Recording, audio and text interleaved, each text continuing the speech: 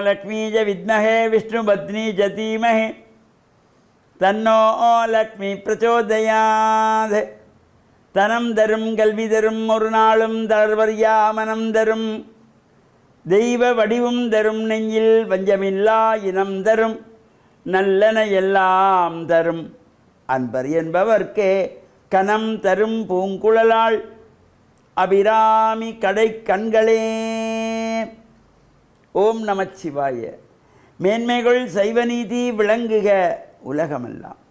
நோயற்ற வாழ்வே குறைவற்ற செல்வம். அந்த நோய் நொடிகள் இல்லாத வாழ்வு இந்த உலக மக்கள் எல்லோரும் வாழ வேண்டும் என்று கலியுகத்தின் காந்தமலை ஜோதியாகிய சபரிமலை சுவாமி ஐயப்பனுடைய திருவடிகளை சிரம்தாழ்த்தி டான் தமிழொலி ஓம் தொலைக்காட்சி நேயர்கள் அனைவருக்கும் சர்வதேச இந்து மத குருபீடம் அகில இலங்கை சபரிமலை ஸ்ரீ சாஸ்தாபீடத்தின் சார்பில் இனிய வணக்கங்களும் நல்லாசிகளும். இன்றும் மங்களகரமான விஸ்வாவசு வருஷம் ஆனி மாதம் 6ஆம் நாள் 20/6/2025 வெள்ளிக்கிழமை. இன்று மலர்ந்திருக்கின்ற இன்றைய பொழுதும் நம் எல்லோருடைய வாழ்விலும் எல்லா விதமான சிறப்புகளும் வெற்றிகளும் கிடைக்க வேண்டும் இறைவனை பிரார்த்தித்து இஷ்ட தெய்வங்கள் குலதெய்வங்களையும் வழிபட்டு பெற்றோர்கள் பெரியோர்கள் குருவானவர்கள் ஆசிரியர்களையும் வணங்கி அவர்களுடைய அன்பையும் ஆசையையும் பெறுகின்ற பொழுது எந்த நாளுமே நமக்கு நல்ல நாளாக அமைந்துவிடும். இன்று சுக்கிரவாரம் என்கின்ற வெள்ளிக்கிழமை.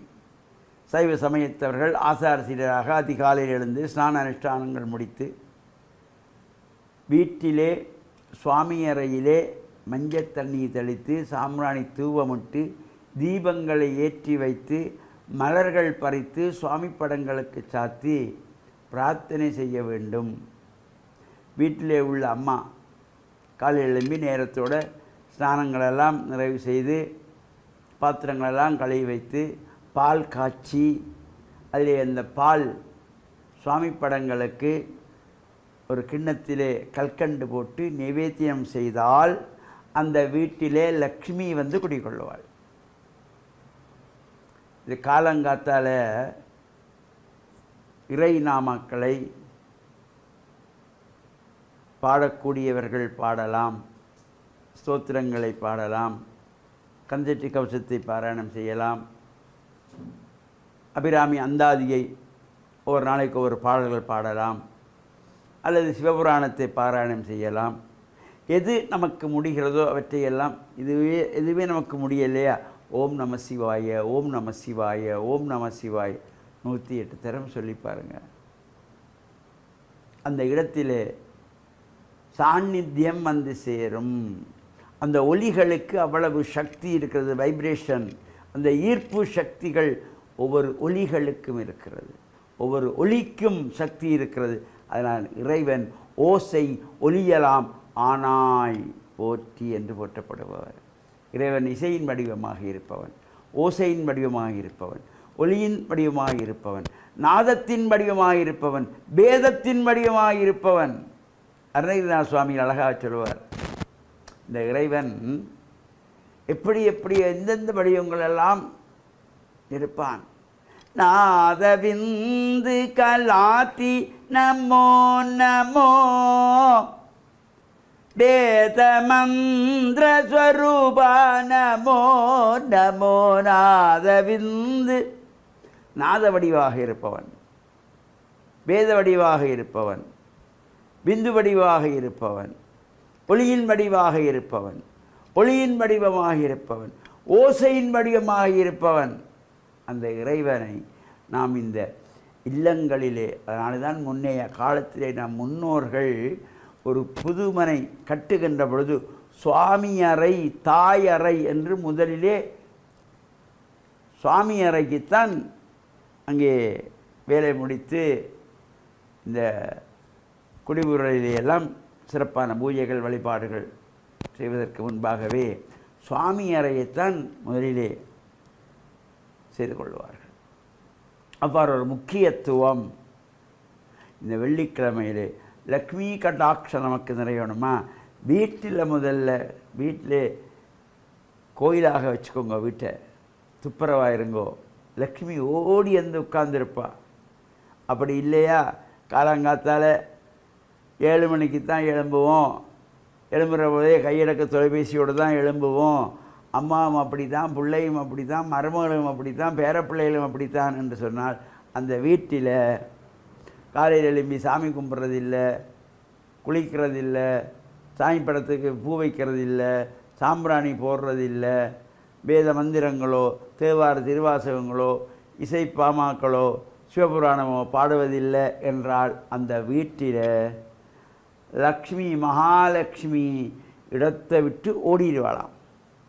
அந்த இடத்துக்கு மகாலட்சுமியுடைய அக்கா வருவா, மூத்த தேவி வீட்டுக்குள்ளே வந்து பூந்துருவாம்.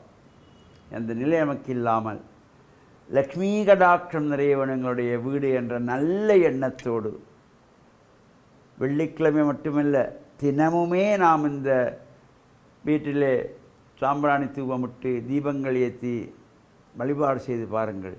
தெய்வீகமாக இருக்கும் வீடே ஆனந்தமாக மகிழ்ச்சியாக வாழ்க்கை வாழ்வதற்கு என்ற நல்ல எண்ணத்தோடு இறையருளை பெற்று மண்ணில் நல்ல வண்ணம் வாழ டான் தமிழொலி ஓம் தொலைக்காட்சி நேயர்கள் அனைவருக்கும் சர்வதேச இந்து மத குருபீடத்தின் சார்பில் நல்ல ஆசிகளை கூறிக்கொள்வதில் மன மகிழ்வு கொள்கிறோம். சர்வே ஜனாஹாம் சுகினோம் பவந்து, சமஸ்த சன் மங்களானி சந்து. சுபம்.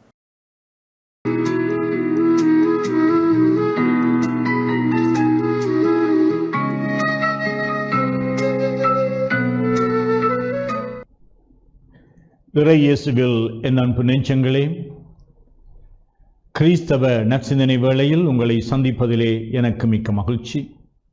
ஆண்டவர் இயேசுவின் அன்பும் அருளும் உங்கள் அனைவரோடும் இருப்பதாக. சில வேளைகளிலே நாங்கள் தனித்து விடப்படுகின்றோம். சில வேளைகளிலே எங்களை மற்றவர்கள் புரிந்து கொள்ளுகின்றார்கள் இல்லை என்று நாங்கள் மனம் நொந்து கொள்கின்றோம். ஒருவர் புரிந்து கொள்ளப்படுவதற்கும் ஏற்றுக்கொள்ளப்படுவதற்கும் அவருடைய வாழ்வில் அவருக்கு இருக்கின்ற உணர்வு ரீதியான தேவைகளில் இவையும் உண்மையானதாகும். ஆண்டவர் இயேசுவினுடைய வாழ்க்கையை நாங்கள் பார்க்கின்ற பொழுது அவருடைய பணி சிறக்க பல்லாயிரக்கணக்கான மக்கள் அவருடைய பணியை பெற வேண்டும் என்று வருகின்ற அதே வேளையில் அவருடைய உறவினர்கள் அவரிலே குறை கண்டுபிடிக்கின்றார்கள். இவர் மதிமயங்கி போய்விட்டார், இவருடைய புத்தி குழம்பிவிட்டது என்று நினைத்தார்கள். அதனாலே அவரை கொணர்ந்து வீட்டுக்குள்ளே கட்டி வைத்து விடலாம் என்று நினைத்தார்களோ? எங்களுடைய வாழ்க்கையை நாங்கள் இந்த கிறிஸ்துவுடைய வாழ்க்கையோடு ஒட்டி பார்க்கின்ற பொழுது இந்த கிறிஸ்துவும் எவ்வளவு தூரம் அவர் ஒரு பல்லாயிரக்கணக்கான மக்களால் கவரப்பட்ட ஒரு மனிதனாக, போதகராக, விடுதலை கொடுக்கின்ற ஒரு வீரராக பார்த்தாலும் மறுபுறம் சிலர் அவரை புரிந்து கொள்ளவில்லை. அவரை புரிந்து கொள்ளவில்லை என்று சொல்லுவதிலும் பார்க்க தவறாக புரிந்து கொண்டார்கள். இப்படிப்பட்ட சூழல் எல்லா மனிதர்களுக்கும் வரலாம். எங்களுடைய திரு அவையினுடைய வரலாற்றை எடுத்து பார்க்கின்ற பொழுது இன்று நாம் பலரை புனிதர்களாக மதிக்கின்ற உயர்வான ஆன்மீக வாழ்வில் அவர்கள் உச்சநிலையை அடைந்த மனிதர்கள் அவர்கள் வாழுகின்ற காலத்திலே அவர்களை பலர் தவறாக புரிந்திருக்கின்றார்கள். புனித பிரான்சிஸ் அசிசியார் அவர் எப்பொழுதும் ஏழ்மையை விரும்பியவர், ஏழ்மையை தான் திருமணம் செய்து கொண்டார் என்று அவ்வளவு தூரம் அந்த ஏழ்மையை வாழ்ந்த பொழுது அவருக்கு பைத்தியம் பிடித்து விட்டது என்று சகோதரர்கள் நினைத்தார்கள். அல்லது இப்படி பல புனிதர்களை நாங்கள் ஒவ்வொன்றாக நினைத்து பார்க்கலாம். இந்த புனிதர்களுடைய வாழும் காலத்திலே அவர்கள் எல்லாராலும் ஏற்றுக்கொள்ளப்பட்டார்கள் என்பதல்ல. 23ஆம் அருளப்பர் இவர் 2ஆம் வத்திக்கான் சங்கத்தை கூட்டியவர். ஒரு முதிர்ந்த வயதிலே திரு அவையினுடைய திருத்தந்தையாக இருந்தவர் இந்த 2ஆம் வத்திக்கான் சங்கத்தை கூட்டிய பொழுது இந்த திரு அவையிலே மாற்றங்கள் கொண்டு வர வேண்டும் என்று அவர் விளைந்த பொழுது அவரை பலர் தவறாக புரிந்து கொண்டார்கள். அவரிலே குற்றம் சுமத்தினார்கள்.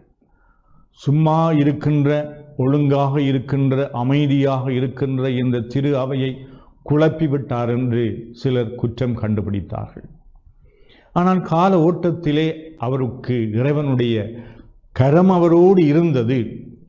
அவருடைய செயலும், அவருடைய ஒவ்வொருவருடைய செயலும் அது ஆண்டவருடைய திட்டத்திலே தேவையானது என்பதை சில வேளைகளிலே காலம் தாழ்த்தித்தான் அவர்கள் மக்கள் புரிந்து கொள்வார்கள். ஆனால் எங்களுடைய வாழ்க்கையில் சில வேளைகளிலே நாங்கள் தனிமரமாக இருக்கலாம். எங்களுடைய குடும்பமே எங்களை புறம்பாக்கி வைப்பது போல எங்களை மதிக்கின்றார்கள் இல்லை, எங்களுடைய சொல்லை கேட்கின்றார்கள் இல்லை. எங்களுடைய சமுதாயமும், எங்களுடைய இந்த குழுமமும், எங்களுடைய இந்த நிர்வாகமும், எங்களுடைய இந்த மக்கள் கூட்டமும் நாங்கள் செய்கின்ற நன்மைகளை அவர்கள் புரிந்து கொள்ளுகின்றார்கள் இல்லை என்று நாங்கள் வேதனைப்படலாம். இருப்பினும் அந்த ஆண்டவர் இயேசு தன்னுடைய பணியை நிறுத்திவிடவில்லை. தன்னுடைய பணியிலே இருந்து அவர் ஓடி ஒளிந்து கொள்ளவில்லை. தன்னுடைய பணியை அவர் ஒரு சவாலாக எடுத்து அவர் அந்த பணியிலே தொடர்ந்தும் அதிலே ஈடுபட்டு அந்த பணியினுடைய நன்மைகளை மக்கள் பெற வேண்டும் என்று இறுதி வரை பாடுபடுகின்றார். இத்தகைய ஒரு கிறிஸ்தவ அழைப்பு எப்பொழுதும் நாங்கள் எதிர்ப்புகள், தவறாக புரிந்து கொள்ளுதல் அல்லது எங்களை ஏற்றுக்கொள்ளவில்லை என்பதனாலே நாங்கள் மனம் உடைந்து போகக்கூடாது.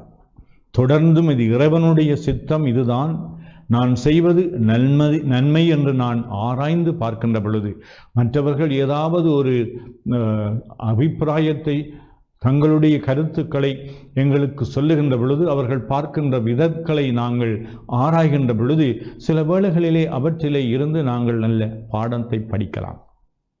நாங்கள் சிலவற்றை மாற்ற வேண்டி இருக்கலாம்.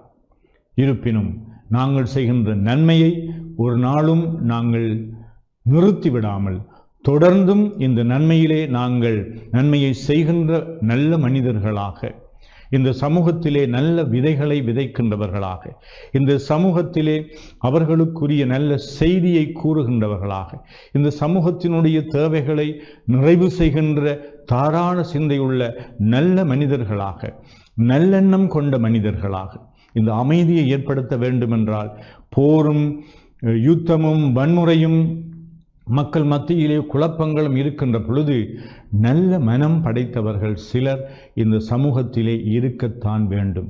அல்லது இந்த உலகம் அழிந்து போய்விடும், இந்த குடும்பம் அழிந்து போய்விடும்.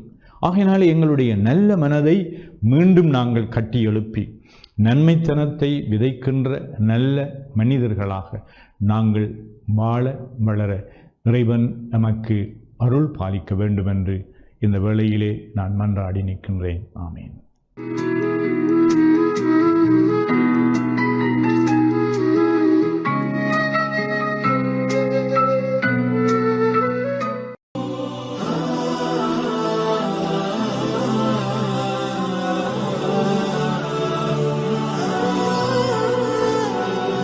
அல்ஹம்துலில்லாஹி ரப்பில் ஆலமீன் வஸ்ஸலாத்து வஸ்ஸலாமு அலா முஹம்மதின் ஸல்லல்லாஹு அலைஹி வஸல்லம் வஅலா ஆலிஹி வஸஹ்பிஹி அஜ்மாஹீன்.